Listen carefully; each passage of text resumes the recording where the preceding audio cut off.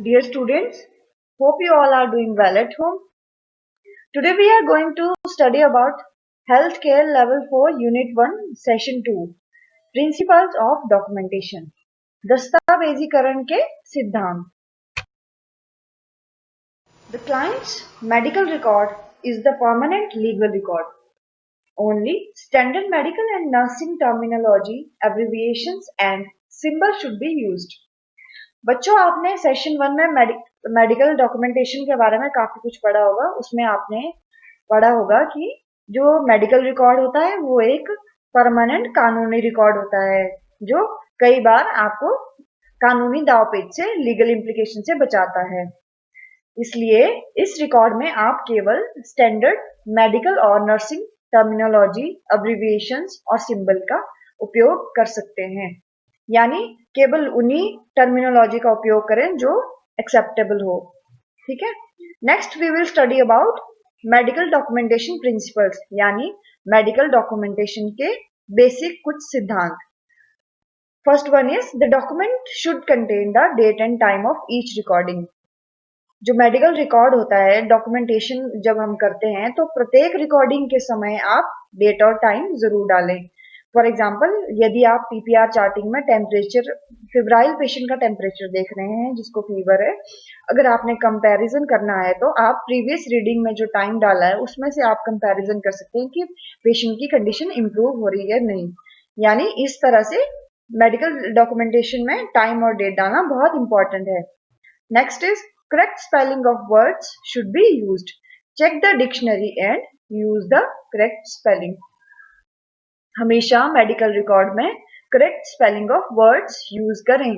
अगर आपको कोई कंफ्यूजन हो तो आप डिक्शनरी का भी उपयोग कर सकते हैं ताकि आप करेक्ट स्पेलिंग ही यूज करें. अगर आप कोई कंफ्यूजन होती है, अगर आपको कोई कंफ्यूजन है, यदि आप गलत स्पेलिंग लिखते हैं तो आने वाली शिफ्ट में जो दूसरा जो जीडीए है वो भी उसको पढ़ेगा और कंफ्यूजन की वजह से मेडिकल एरर होने के चांसेस ज्यादा होते हैं. Third one is record only that information which pertains to clients health problem and care. केवल उसी सूचना को हमने रिकॉर्ड करना है जो मरीज के स्वास्थ्य एवं देखभाल से संबंधित हो. मीन्स अननेसेसरी इंफॉर्मेशन हमने रिकॉर्ड नहीं करनी है. केवल वही इंफॉर्मेशन रिकॉर्ड करनी है जो हेल्थ से रिलेटेड हो, हेल्थ प्रॉब्लम से रिलेटेड हो. नेक्स्ट बात करते हैं पॉइंट नंबर 4 की.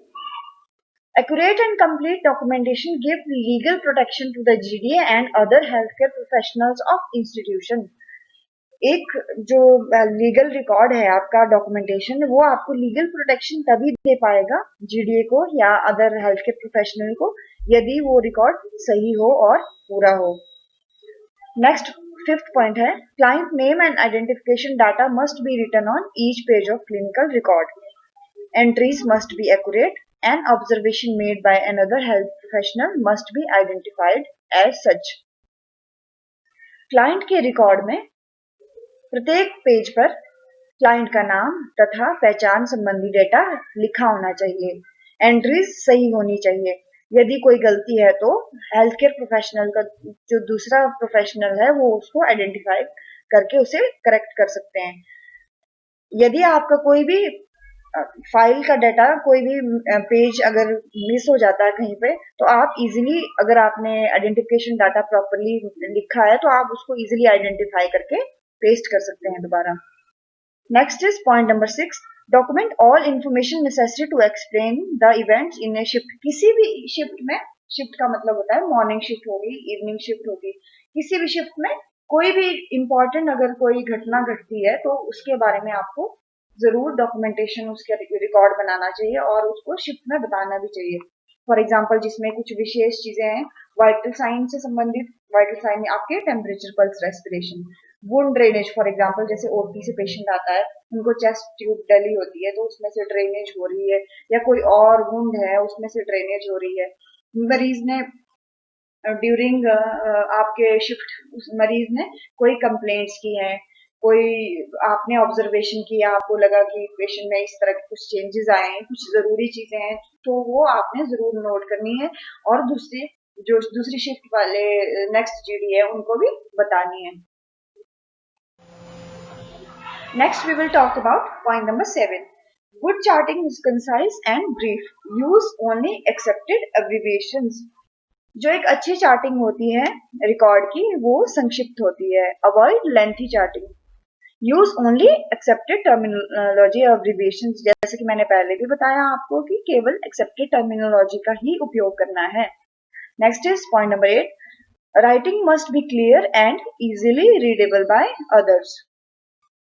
जो राइटिंग है वो बिल्कुल साफ होनी चाहिए और इस प्रकार होनी चाहिए कि दूसरे जीडीएस और अदर हेल्थ केयर प्रोफेशनल भी इजीली उसको पढ़ सके, ताकि कोई कंफ्यूजन ना हो जिस वजह से मेडिकल एरर ना हो. Next is point number 9. Recording of information on clients record must follow a chronological order. Charting statement must be organised according to time and content.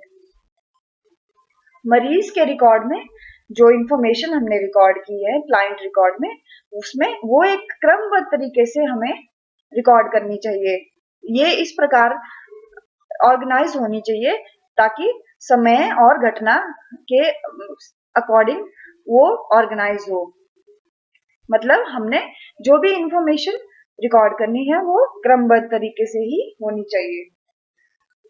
Next is point number 10. Documentation in a timely manner can help to avoid errors. Record all medication at the time they are given.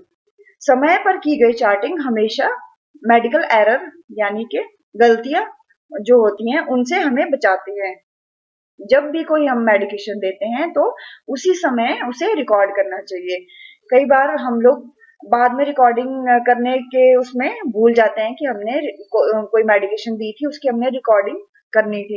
तो इससे क्या है आपको confusion हो सकता है कि हमने वो मेडिसिन दी है या नहीं दी है, तो which will lead to medical error.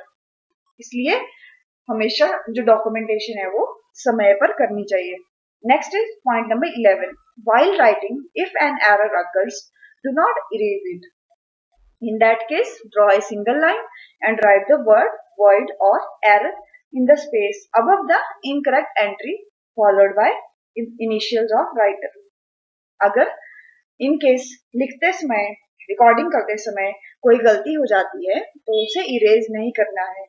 ऐसे में आपने एक सिंगल लाइन ड्रॉ करके उसमें राइट वर्ड void void या एरर लिखना है.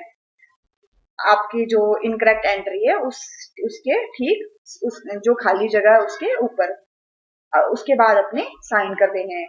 मतलब आपने उसको जो गलती होती है उसको इरेज नहीं करना है, एक लाइन ड्रॉ करके वॉइड लिख के या एरर लिख के आगे अपने साइन कर देने हैं. नेक्स्ट बात करते हैं पॉइंट नंबर 12 की. Blank spaces should not be left on chart. Avoid writing outside the lines of the charting format. A horizontal line is drawn in empty space to avoid further entries. कभी भी chart पे आपने blank spaces नहीं छोड़ने हैं किसी भी entry के खत्म होने के बाद, क्योंकि अगर आप स्पेस छोड़ते हैं तो उसमें आपके रिकॉर्ड के साथ टेम्परिंग हो सकती है, मतलब छेड़छाड़ हो सकती है. जैसे कि आप शीट में भी करते हो कई बार, अगर आपका कोई भी काम खत्म हो जाए तो आप खाली स्पेस में एक लाइन ड्रॉ कर लेते हो. वैसे ही आपने हॉस्पिटल एंट्रीज में भी हॉरिजॉन्टल लाइन ड्रॉ कर लेनी है खाली स्पेस में. ठीक है. और कभी भी लाइन के बाहर चार्टिंग नहीं करनी है. जैसे कि आप देख सकते हैं नीचे इस पिक्चर में थर्ड एंट्री में लाइन से बाहर चार्टिंग की है, तो ये चार्टिंग लाइन से बाहर कभी नहीं करनी है और अवॉइड करनी है. Next is point number 13. A signature must follow every entry into a client records. The correct way to sign a notation is using the first initial, then full name, followed by healthcare worker, position और title. प्रत्येक entry के बाद आपने signature जरूर करने हैं.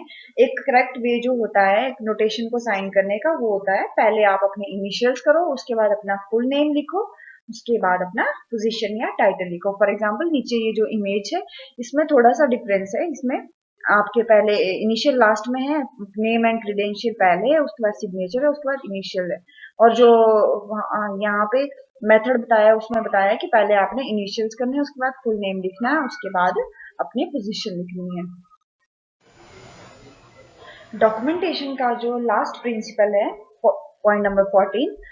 All clients' records are confidential files that require written permission of clients to be copied. Information within the chart is often a personal matter. Those who are in need of clients' information should go through proper channel as per policy of hospital. बच्चों, जो client का record होता है, मरीज का record होता है, file होती है, डेटा होता है, वो गोपनीय फाइल्स होती हैं, यदि आपको उनको कॉपी करना है तो आपको मरीज की लिखित रूप में परमिशन लेनी पड़ेगी। यदि आपको किसी भी जैसे रिसर्च पर्पज के लिए या फिर किसी और पर्पज के लिए, इंश्योरेंस के लिए या थर्ड पार्टी या किसी चीज के लिए भी आपको इंफॉर्मेशन की जरूरत है, तो आप प्रॉपर चैनल के थ्रू जो हॉस्पिटल की पॉलिसीज है उनको फॉलो करके मरीज का रिकॉर्ड एक्सेस कर सकते हो। यानी कि यदि आपको इंफॉर्मेशन चाहिए तो आप उस हॉस्पिटल की पॉलिसी को फॉलो करके मरीज का रिकॉर्ड ले सकते हैं। तो प्यारे बच्चों, ये थे मेडिकल डॉक्यूमेंटेशन के कुछ विभिन्न सिद्धांत जिनको कि मेडिकल रिकॉर्ड बनाते समय हमें फॉलो करना चाहिए। तो बच्चों, आई होप आपको ये वीडियो अच्छे से समझ आया होगा। Thank you so much for watching.